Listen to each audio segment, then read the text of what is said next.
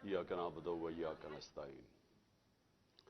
मैं आज आप सब जो आज कराची में आप सब जमा हैं, हमारी तहरीक इंसाफ की ख्वातीन, एक पाकिस्तान के उस वक्त, उस मोमेंट पे, उस तारीखी मरहले पे मैं आज आपसे बात कर रहा हूं। और मैं चाहता हूं कि आपने सब ने, जितनी आप, जहां तक मुझे पता है कि 400-500 ख्वातीन हमारी बैठी हुई हैं, मैं आप सब के लिए जो आज पैगाम दूंगा आपने ये याद रखना। क्योंकि देखें, मुल्क की तारीख में ऐसे वक्त आते हैं जिनको तारीख डिफाइनिंग मोमेंट्स कहती है। आवाज आ रही? डिफाइनिंग मोमेंट्स का क्या मतलब होता है? डिफाइनिंग मोमेंट्स का मतलब यह होता है कि वो फैसला कुल टाइम जिधर जिधर एक मुल्क तबाही की तरफ भी जा सकता है, अरूज की तरफ भी जा सकता है। पाकिस्तान की तारीख का आज सबसे बड़ा क्राइसिस है। अगर मैं क्राइसिस देखूं तो हमारी जिंदगी के अंदर हमारा मुल्क टूटा, बांग्लादेश बना, मुझे वो अभी भी याद है। बहुत बड़ा क्राइसिस था पाकिस्तान में। और उसके अलावा भी क्राइसिस आए, लेकिन कभी भी ऐसा क्राइसिस नहीं आया जो आज है। एक आदमी के फैसले से, वो कौन था, वो अब सब जानते हैं कौन था, जिसके फैसले से एक ऐसा मुल्क के अंदर बुरहान आया है जिसकी पेशन गोई आज से मैंने 7 महीने पहले कर दी थी। वो इसलिए नहीं कि मुझे कोई अल्लाह ने गैब का इल्म दिया है, क्योंकि मैं पाकिस्तान की तारीख जानता हूं। और मैं ये खास तौर पे ये जो दोनों जमातें जिनकी लीडरशिप के ऊपर किताबें लिखी हुई हैं, इनकी करप्शन के ऊपर, इंटरनेशनल अखबारों में इनकी करप्शन लिखी हुई है, सिर्फ यही देख लें कि इन दोनों ने एक दूसरे के मुतल्लिक क्या कहा है। 20 साल ये एक दूसरे को चोर कहते रहे और दोनों ही सच बोल रहे थे। इनकी गवर्नमेंट 90 की दिहाई में 2-2 दफा करप्शन में गई। तो जब ये दो करप्ट खानदान ऊपर बैठे थे, तो आप याद रखें कि हिंदुस्तान 90 की दिहाई में पहले हमारे से आगे निकला। 90 की दिहाई से पहले हमेशा पाकिस्तान आगे था, हमेशा हम हिंदुस्तान से आगे थे। बर्रे सगीर में सारे इकोनॉमिक इंडिकेटर्स कहते थे हम आगे हैं। डॉक्टर इशरत हुसैन ने अपनी किताब में यह लिखा हुआ है। लेकिन 90 की दिहाई जब इन दोनों की पार्टनरशिप लगी, तब से पाकिस्तान पीछे रह गया और बांग्लादेश भी आगे निकल गया। तो जो मैं आज आपको बात बताना चाहता हूं, ये आपने बड़े गौर से इसलिए सुननी है कि ये इसके हमारी अब जद्दोजहद के ऊपर पाकिस्तान का जो मुस्तकबिल है वो डिपेंड कर रहा है। हम कितनी मेहनत करते हैं, कितनी जद्दोजहद करते हैं, कितनी लोगों के अंदर शऊर पैदा करते हैं। हमने जो डोर टू डोर कैंपेन शुरू की हुई है, हम घरों में जाके लोगों को जगाते हैं। और जितना अवाम में शऊर आता जाएगा, उतना ही हम ये जो इतना बड़ा आज क्राइसिस के अंदर हम पड़ गए और ये मजीद बिगड़ेगा, हम इसका मुकाबला कर लेंगे। और वाहिद आपकी जमात है। ये याद रखें, आज अगर कौम किसी की तरफ देख रही है, वो आपकी तरफ देख रही है। क्योंकि ये सब एक तरफ हो गए हैं। सारी जमातें जो 30 साल से, और खास तौर पे ये दो बड़ी जमातें जो इक्तदार में बैठी रही हैं, ये सब एक तरफ हो गई हैं। और इस वक्त कौम को सिवाय आपकी जमात के कोई और नहीं नजर आ रहा जो पाकिस्तान को इस मुश्किल वक्त से अब निकालेगा। और ये हमेशा याद रखें कि हम अब तक ये उम्मीद लगा के रहते थे जी कि चलें जी, पॉलिटिशियंस ने बुरा किया तो एस्टैब्लिशमेंट आ जाएगी और वो बचा लेगी। इस वक्त जिधर हम खड़े हैं, उसमें एक आदमी जिसके पास बड़ी ताकत थी, जनरल बाजवा, उसका बहुत बड़ा हाथ है, बल्कि उसी का हाथ है जो आज हम यहां खड़े हैं। اور میں پھر سے کیونکہ بار بار اپنی قوم کو یہ بتانا چاہتا ہوں کہ میں نے اس کو بتایا بھی تھا اور میں نے شوکت ترین کو بھی بھیجا اس کو سمجھائیں کہ اگر آپ نے حکومت کو، ہماری حکومت کو ڈی سٹیبلائز کیا، جو بڑی مشکلوں سے ایک بینکرپٹ ملک تھا جو ہمیں ملا تھا، آج وہ کوئی اخبار میں اشتہار آیا ہوا ہے جی کہ انہوں نے ڈیفالٹ سے بچا لیا پاکستان کو. یہ ابھی اسد عمر نے میرے سے پہلے آپ سے بات چیت کی تھی. اسد عمر فائنانس منسٹر تھے جب ہماری گورنمنٹ آئی 2018 میں. ذرا اسد عمر سے بعد میں پوچھیں کہ ہمارے اوپر کیا گزر رہی تھی جب ہمیں پتا چلا صرف $8 ارب کے ہمارے پاس ریزروز رہ گئے تھے. یہی اسحاق ڈار نے سارا پیسہ $1 کو صرف مصنوعی طور پہ کنٹرول کرنے میں اس نے ہمارے اربوں ڈالر کے ریزروز غائب کر دیے. اور وہ ٹائم تھا جب جو تیل انٹرنیشنل مارکیٹ میں وہ آج کے مقابلے میں سب سے کم تھا. اس کی خوش قسمتی نون لیگ کی یہ تھی کہ ان کے دور میں تیل سب سے کم تھا. ہمارے دور میں تو وہ کرونا کے بعد سپر سائیکل آ گیا کموڈٹی کا، اوپر چلا گیا. میں اس لیے یہ آپ کو باتیں بتا رہا ہوں کہ آپ کو بیک گراؤنڈ پتا چلنی چاہیے کہ یہ حکومت جو ہے، یہ جو پی ڈی ایم ہے، ان کی ساری جو ترقی ہوتی ہے وہ اشتہاروں میں ہوتی ہے، پروپیگنڈا میں ہوتی ہے، صحافیوں کو پیسہ کھلا کے ہوتی ہے، میڈیا ہاؤسز کو ساتھ ملا کے ہوتی ہے، گراؤنڈ پہ نہیں ہوتی. کیونکہ اگر ہوتی تو جو ان کو حکومت ملی تھی، جو ہم چھوڑ کے گئے تھے، تو آج یہ حال نہ ہوتا کہ ساری دنیا کے سامنے بیکاریوں کی طرح پھر رہے ہیں اور ملک ڈیفالٹ کے قریب ہے اور پیسے مانگتے پھر رہے ہیں. یہ نہ ہوتا. کیونکہ ہمارے پھر سے اکنامک سروے آف پاکستان میں پڑھ لیں، ہمارے سب سے بہتر انڈیکیٹرز تھے. پاکستان کی تاریخ میں وہ ہم نے اچیو کیا تھا جو کسی اور گورنمنٹ نے نہیں کیا. ریکارڈ ہم نے ایکسپورٹس اور جو بھی exports, tax collection, remittances, service sector کی سب سے زیادہ ایکسپورٹس ہمارے دور میں ہوئی. اور زراعت جو کہ ملک کی ریڑھ کی ہڈی ہے، جو کسانوں سے پوچھیں کہ کسانوں کے کیا حالات تھے اور آج کیا حالات ہیں، تو ادھر سے انہوں نے ملک کا جو آج کھڑا کیا تباہی کے کنارے پہ. یہ میں اس لیے آپ کو کہہ رہا ہوں کہ ہمیں اب سب کو مل کے اب جد و جہد کر کے اس ملک کو نکالنا ہے ادھر سے. اور میں یہ آپ کو کہنا چاہتا ہوں کہ ہم ہی وہ پارٹی ہے. ہم اب پوری ایک تیاری کر رہے ہیں. ہم اپنی اکانومی کے اوپر پورا ہم نے ایک وائٹ پیپر تو ان کا بتایا ہے، اور اپنا ہم اب بیٹھ کے باقاعدہ وار گیمنگ کر رہے ہیں کہ ہم نے پاکستان کو کیسے نکالنا ہے. وہ کون سے اب انقلابی ہمیں قدم اٹھانے پڑیں گے کہ اپنے ملک کو اس دلدل سے نکالیں گے. اور میں ابھی بھی آپ کو کہتا ہوں، اگر کوئی اس وقت پاکستان کے اندر جماعت اگر کوئی بھی نکال سکتی ہے، کوئی ٹیکنوکریٹک سیٹ اپ نہیں نکال سکتا. وہ صرف ایک جماعت ہے، وہ ہے تحریک انصاف. اور وہ کیسے نکالے گی؟ سب سے پہلے تو ہم چاہتے ہیں کہ صاف اور شفاف الیکشن ہو. صاف اور شفاف الیکشن ہوں گے تو اس ملک کے اندر ایک گورنمنٹ آئے گی. اگر پولیٹیکل انجینئرنگ نہ کی گئی، مجھے خوف یہ ہے کہ ہماری بدقسمتی سے اسٹیبلشمنٹ نے ماضی سے سبق نہیں سیکھے. مجھے افسوس سے کہنا پڑتا ہے، آج ہم پولیٹیکل انجینئرنگ دیکھ رہے ہیں ہوتے ہوئے.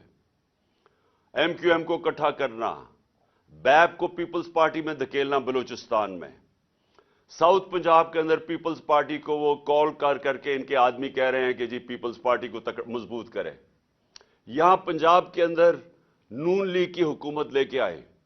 وہ جو نون لیگ نے ملک کا بیڑا غرق کر دیا، وہ اب اس کو پنجاب میں لانا چاہتے ہیں. کے پی کے اندر اور گیم چل رہی ہے کہ کہیں نہ کہیں تحریک انصاف کو کسی طرح کمزور کیا جائے، کوئی پولیٹیکل انجینئرنگ کی جائے جس کا مجھے ابھی مقصد ہی نہیں سمجھ آ رہا. عقل تو یہ کہتی ہے کہ ایک سٹرونگ گورنمنٹ چاہیے پاکستان کو اس دلدل سے نکالنے کے لیے. اگر یہ پولیٹیکل انجینئرنگ کر کے کمزور سا سیٹ اپ لے کے آنا ہے تو وہ تو ویسے ہی ملک کو سنبھال نہیں سکتا. کیونکہ جو بزنس کمیونٹی ہے، جو سرمایہ کار ہیں، جو انویسٹرز ہیں، جو پاکستان کے اندر بیٹھے ہیں، جو پاکستان کے باہر ہیں، جنہوں نے پاکستان میں جب تک وہ انویسٹمنٹ نہیں کریں گے، جب تک بزنس کمیونٹی کا اعتماد نہیں بحال ہوگا، تو پاکستان تو کیا بھیک مانگ کے تو نہیں نکل سکتا نا اس میں سے. اور میں پھر سے کہہ دوں، جن سے ہم بھیک مانگ رہے ہیں انہوں نے ایک بہت بھاری قیمت پاکستان سے مانگنی ہے بیل آؤٹ کرنے کے لیے.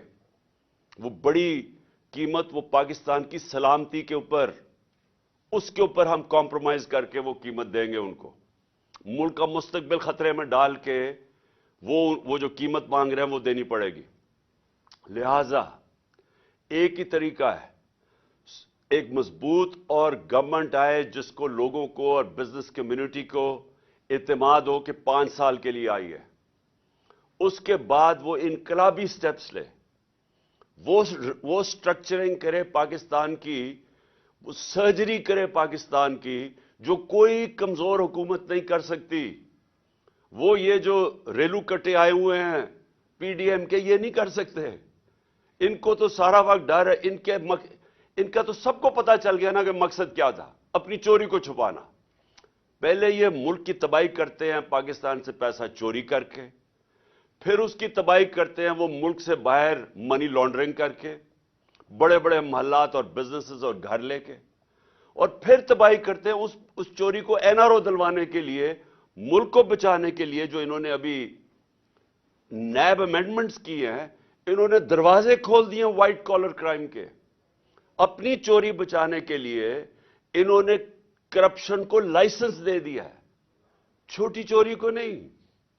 وہ جو پٹواری لیول کی چوری یا تھانے دار لیول کی چوری وہ نہیں، وہ تو لوگوں کو تنگ کرتی ہے، لیکن وہ ملک کو تباہ نہیں کرتی. ملک کو تباہ کرتی ہے وائٹ کالر کرائم. جب پرائم منسٹر ملک سے پیسہ چوری کرتا ہے، جب اس کے وزیر چوری کرتے ہیں، جس کو کہتے ہیں کرونی کیپٹلزم، کہ وہ وزیر اور پرائم منسٹر بڑے بڑے سرمایہ کاروں یا بزنس مین سے مل کے جب چوری کرتے ہیں اور وہ ملک سے پھر چوری کر کے پیسہ باہر بھجواتے ہیں، ایسے ملک تباہ ہوتے ہیں. یہ صرف پاکستان کا مسئلہ نہیں ہے. یہ آج اگر آپ ساری دنیا کی ڈیولپنگ ورلڈ دیکھ لیں، ڈیولپنگ ورلڈ کا مطلب جدھر غربت ہے، وہ ساری دنیا کے ان ملکوں میں جدھر غربت ہے وہاں سب اس طرح کی چوری ہو رہی ہے.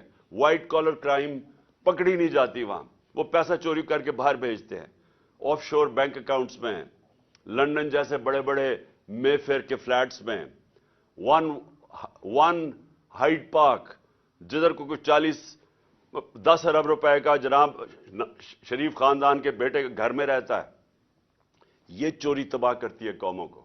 ڈالر کم ہوتے ہیں، روپے کی قیمت گرتی ہے، روپے کی قیمت گرتی ہے، مہنگائی آتی ہے، غربت بڑھتی ہے. جب آپ کا روپیہ گرنا شروع ہوتا ہے کوئی انویسٹ نہیں کرتا، وہ پیسے لوگ سارے ڈالروں میں رکھنے شروع ہو جاتے ہیں، ڈالرائزیشن آف اکانومی ہو جاتی ہے، انویسٹمنٹ رک جاتی ہے، بے روزگاری بڑھ جاتی ہے، مہنگائی بڑھ جاتی ہے، جو آج پاکستان میں ہو رہا ہے. تو اس لیے یہ جو وقت ہے، یہ وقت ہے جدوجہد کرنے کا. ہم ایک پرامن انقلاب بیلٹ باکس کے ذریعے لانا چاہتے ہیں.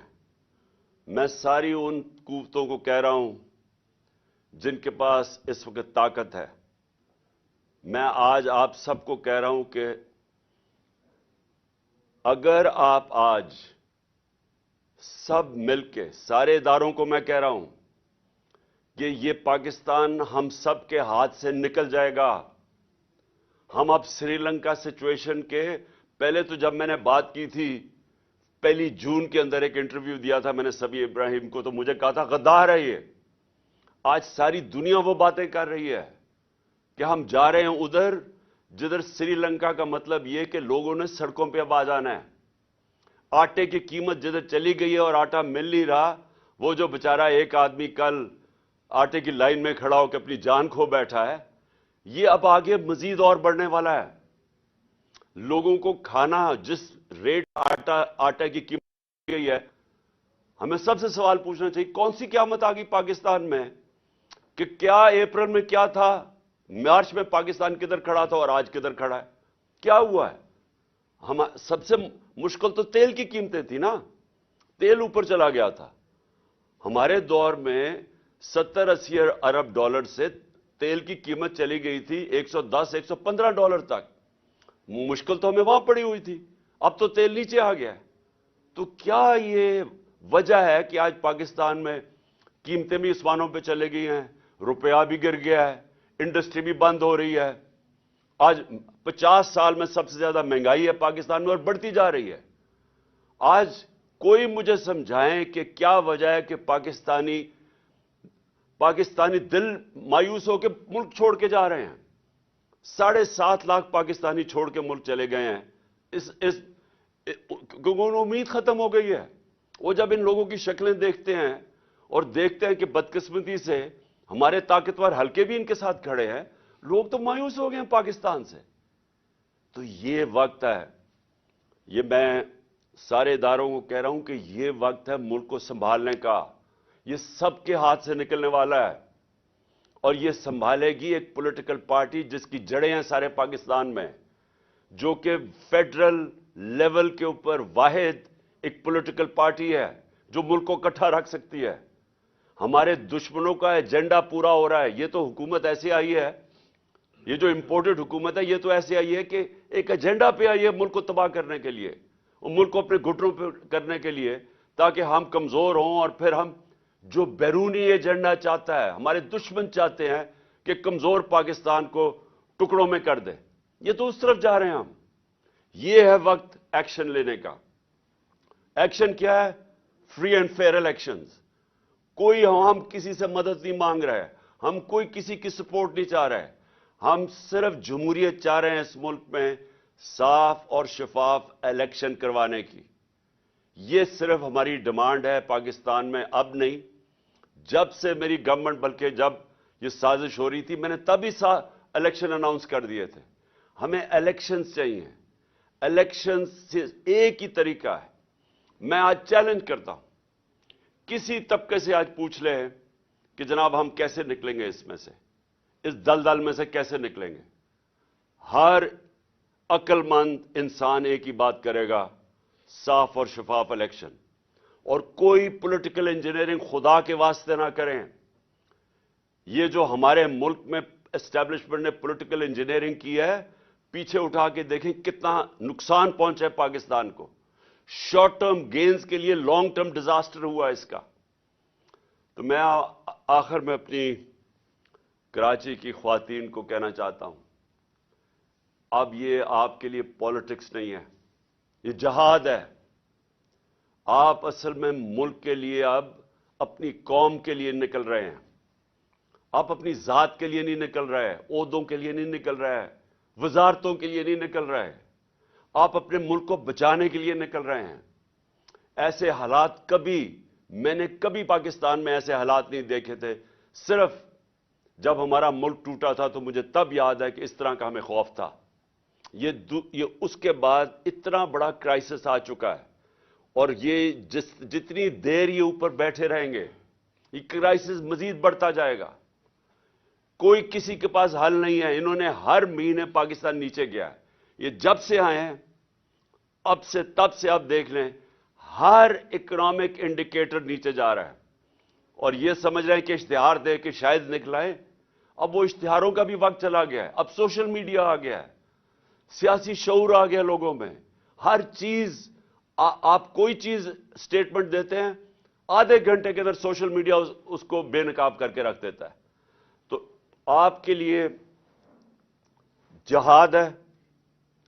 یہ ٹائم ہے کہ آپ نے ڈور ٹو ڈور جانا ہے. میں خواتین کو خاص طور پہ کہہ رہا ہوں, کیونکہ اس وقت میں نے دیکھا ہے کہ جو ہمارا بائی الیکشن ہوا ہے, اس میں ہم اس کے باوجود بائی الیکشنز میں کہ ساری پارٹیز ایک ٹکٹ پہ لڑی, الیکشن کمیشن نے اتنی بے شرمی سے ان کی مدد کی, اسٹیبلشمنٹ ان کے ساتھ کھڑی ہوئی, اور صرف ہم کیسے جیتے کہ پاکستانی قوم نکل آئی ووٹ ڈالنے کے لیے. انہوں نے ہمارے ووٹس بھی باہر پھینکے, جو حلقوں سے کوشش کی کہ ہمارے ووٹس باہر پھینک دیں, فیملیز کے ووٹ توڑے, سب کچھ کیا انہوں نے. لیکن جو ہم نے آخر میں اسیس کیا, کبھی اس طرح خواتین نہیں نکلی تھی ووٹ ڈالنے میں جو اس باری نکلی ہیں. اور میں اصل میں کہوں گا کہ ہمیں خواتین کی ووٹ نے اصل میں ہمیں یہ سارے جو 75% بائی الیکشن ہم جیتے ہیں, انہوں نے ہمیں جتائے ہیں. اس لیے آپ کے اوپر بڑی ذمہ داری ہے. آپ کا ملک ہے, آپ کی فیملیز ہیں, آپ کا مستقبل ہے. آپ نے اب مل کے ہمارے ساتھ اس ملک کی خواتین اور مردوں نے اور بچوں نے اور سٹوڈنٹس نے اور نوجوانوں نے مل کے اب انشاءاللہ پاکستان کو اس بحران سے نکالنا ہے. پاکستان زندہ باد.